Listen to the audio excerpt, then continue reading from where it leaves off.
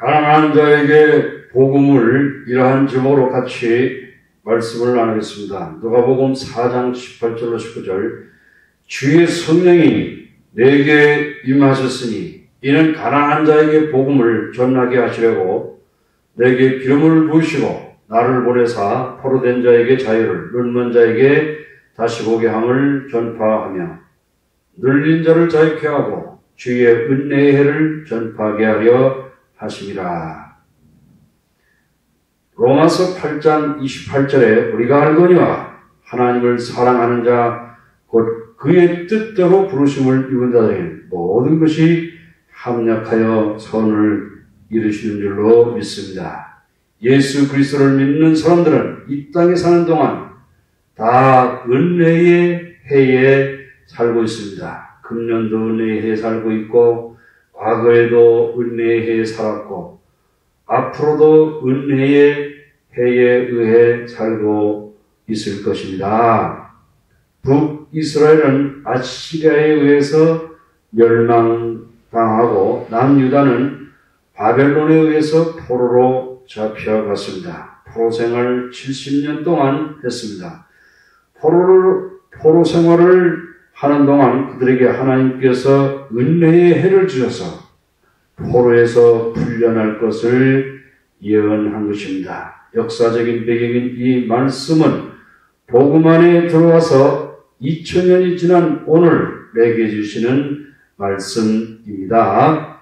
성령을 우리에게 부어주셨습니다. 성령을 우리에게 주셔서 십자가와 부활과 재림과 천년 왕국을 깨닫게 하여 주십니다. 첫째, 예수님은 복음을 전하기 위해서 기름 부음을 받으셨습니다. 예수님은 하나님의 나라가 가까이 왔다고 선포하셨습니다. 예수님은 회개하고 즉 죄인인 것을 깨닫고 하나님 앞에 돌아오라는 것입니다. 복음을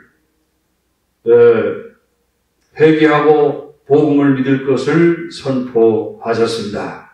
예수님께서 지상에서의 첫 번째 하신 일은 복음을 선포하신 것입니다. 예수님이 귀중한 사역을 제자들과 교회에 주셨습니다. 예수님은 승천하시기 전에 제자들에게 모든 나라들에 가서 땅 끝까지 이르러서 복음을 의 증인이 되라고 선포하셨습니다. 마가복음 16장 15절에 또 가라사대 너희는 온 천하에 다니며 만민에게 복음을 전하라. 복음을 전하는 것이 우리의 최대의 관심과 행동입니다. 방법이 무엇이든 간에 우리는 복음을 모든 나라에 전하여야 할 것입니다. 둘째, 성령께서 예수님에게 능력을 주셔서 복음을 전하게 하셨습니다. 복음을 전하는 일은 항상 쉽지만은 않습니다. 복음을 전하는 것은 영적인 전쟁입니다. 효과적인 복음을 전하는 데 있어서 예수님께서는 성령의 기름 부음이 필요하다고 말씀하셨습니다. 성령은 하나님의 능력이 되십니다. 성령은 하나님의 마음과 사람의 마음을 연결시켜 주십니다. 성령은 우리의 깊은 마음속에 복음을 믿도록 도와주십니다. 내가 처음 예수님을 믿었을 때 죄 용서함과 영생을 얻은 것에 대해서 잘 몰랐습니다. 오랫동안 죄책감으로 고통당하고 있을 때 성령께서 마음속에 하나님의 사랑과 은혜를 깨닫게 해 주셨습니다. 복음을 믿고 이것을 나누기 위해서는 성령의 도우심이 필요한 것입니다. 세 번째, 예수님께서는 가난한 자에게 복음을 전하셨습니다. 예수님은 기쁜 소식, 즉 복음을 전하셨습니다. 복음의 내용은 예수님께서 우리 죄를 위해서 죽으시고 3일 만에 부활하신 것입니다. 누구든지 예수님을 믿는 자는 멸망치 않고 영생을 얻게 됩니다. 예수님께서 공생의 기간 동안 제자들에게 고난당하시고 죽으시고 부활하실 것을 말씀하셨지만 제자들은 이해하지 못했습니다. 여기서 가난한 자는 영적으로 겸손하고 복음의 필요성을 느끼는 사람을 가리키는 것입니다. 자신의 필요를 느끼지 못하면 복음은 그에게 도움이 되지 못합니다. 예수님은 유대인들에게 진리를 알지니 진리가 너희를 자유케 하리라 고 말씀하셨습니다. 그러나 그들은 우리는 남의 종이 된 적이 없는데 어찌하여 자유하게 하리라고 말하느냐고 말했던 것입니다. 그들은 죄의 종이 된 것을 인정하지 않았습니다. 죄인인 것을 인정하지 않으면 용서의 메시지가 자신들에게 상관없는 것처럼 되어버리는 것입니다. 돈과 권력과 명예를 가진 자는 그것들에 만족해서 복음의 메시지를 무시해버립니다. 계시록 3장 17절에 내가 말하기를 나는 부자라 부유하여 부족한 것이 없다 하나 네 곤고한 것과 가련한 것과 가난한 것과 눈먼 것과 발가벗은 것을 알지 못하는도다 라고 말하고 있습니다. 하나님이 보는 것처럼 볼 때 우리가 얼마나 가난한 존재인 것을 알게 되는 것입니다. 우리가 하나님의 은혜의 복음이 얼마나 필요한 존재인 것을 알게 되는 것입니다. 넷째, 예수님은 자유와 해방 그리고 주의 은혜를 선포하셨습니다. 이사야의 예언을 통하여 예수님은 사람들이 이해할 수 있도록 복음을 전하셨습니다. 예수님은 죄인들에게 자유를 선포하셨습니다. 문맥에 따르면 이 말은 바벨론 포로로 있을 때에 이스라엘 백성에게 하신 말씀입니다. 영적으로 말하면 모든 사람이 죄인이기 때문에 모든 사람에게 적용되는 말씀입니다. 현대에는 많은 사람들이 여러 가지 중독에 포로되어 있습니다. 어떤 중독은 인간의 약간의 기쁨을 줄 수 있습니다. 그러나 약간의 기쁨들의 사람들의 마음을 사로잡을 만큼 강력하게 빠져나올 수가 없는 것입니다. 사람들은 마약과 알코올 중독, 인터넷과 과식과 도박과 스포츠에 중독되어 있습니다. 종종 이러한 중독들은 가족과의 관계에서 문제라는 증상으로 나타납니다. 그러나 뿌리에는 사람들을 포로잡는 죄의 능력이 원인이 있는 것입니다. 예수님은 사로잡힌 자에게 자유를 선포하셨습니다. 이 자유를 우리에게 주시기 위해서 예수님은 우리 죄를 위해서 죽으셨고 죽은 자 가운데서 부활하셨습니다. 예수님은 죄와 사망의 소리를 해방하셨습니다. 예수님은 또한 눈먼 자에게 보게 하셨습니다. 예수님은 육체적으로 눈먼 자를 치료하시고 영적으로 눈먼 자인 사도 바울과 같은 사람을 치료하십니다. 예를 들면 프로이드 같은 사람은 도덕성이라고 하는 것은 인간의 자연적인 본능을 억누르는 사회적 시도에 불과하다고 말하고 있습니다. 니체는 인간의 모든 노력은 권력에 대한 의지의 노력에 불과하다고 말했습니다. 어떤 과학자들은 모든 것은 DNA로 다 설명하려고 말하고 있습니다.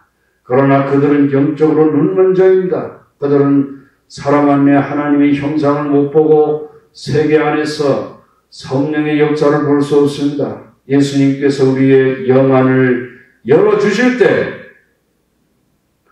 전 세계 안에 하나님의 영광이 가득한 것을 봅니다. 우리가 성경을 읽을 때 성령의 음성을 듣습니다. 하나님께서 어떻게 그분의 영광스러운 구속 사역을 하고 계신지를 볼 수 있습니다. 예수님은 압제 받는 자에게 해방을 선포하셨습니다. 많은 사람들이 어둠의 능력에 의해 압박을 받고 있습니다. 그들은 좌절이나 운명론이나 또 고통이나 비관주의의 끊임없는 슬픔에 빠지기도 하는 것입니다. 그냥 방향을 잃고 열심히 오락이나 바쁘게 지냅니다. 밤에 잠자리에 들 때는 허무감과 고독을 느끼고 두려움에 휩싸이게 되는 것입니다. 그들은 명상을 하지 않고는 잠이 오지 않습니다. 사실은 그들은 마귀의 권세 아래 놓여 있는 것입니다. 오직 예수님만이 마귀에 압제당하는 것으로부터 우리에게 해방을 주실 수 있으십니다. 히브리서 2장 11절에 자녀들은 혈육에 함께 속하였고 그도 또한 한 모양으로 혈육에 함께 속하심은 사망으로 말미암아 사망의 서력을 잡은 자 곧 마귀를 없이 하시며 또 죽기를 무서워하므로 일생에 매여 종로로 사는 모든 자들을 놓아주게 하려 함이니라고 말씀하셨습니다. 오직 예수님께서 우리를 자유케 하실 때만이 우리는 마음의 평안과 기쁨과 안정을 누릴 수 있습니다. 우리는 큰 희망과 밝은 미래를 가질 수 있습니다. 우리는 독수리같이 날개치며 올라갈 수 있습니다. 또한 예수님은 주의 은혜를 선포하셨습니다. 이것은 아마도 레위기 25장에 나오는 기념일에 비교하는 것일 것입니다.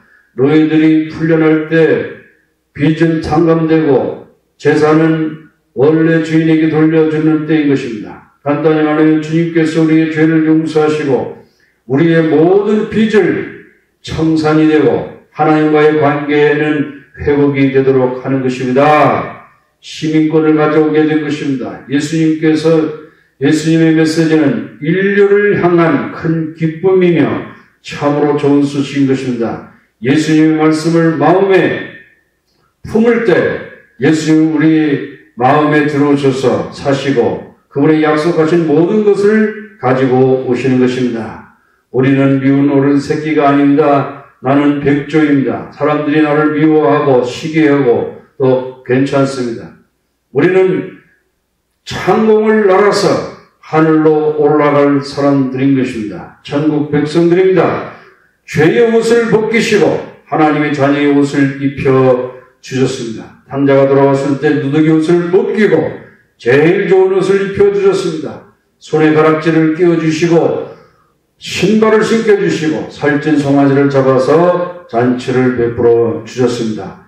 기쁘고 기쁘도다 나 주께 왔사오니 복 주옵소서.